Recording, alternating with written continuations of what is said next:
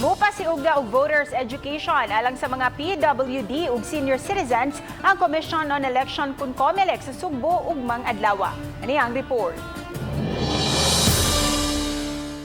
Tinguha sa COMELEC nga mapaabot ngadto sa mga vulnerable sector nga mahinungdanon kaayo ang ilang pagsalmot sa eleksyon bisan pa man sa ilang kahimtang. Ang mga PWD ug senior citizens nga dili makahimo sa pagsaka sa mga voting center nga naa mahimutang sa matag-as nga building, mamahimo ra silang serbisyuhan sa ubos diin adunay staff nga moatiman kanila. Lakip kini sa isgutan ug mga adlaw sa gipasugdahan nga kalihukan uban ang commissioner gikan sa kauluhan. They can vote.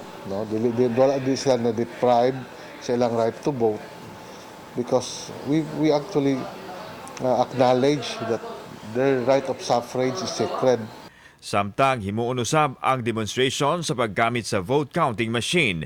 Bukas ang kalihukan nga himuon sa usa ka mall diha sa North Reclamation Area sa Cebu City.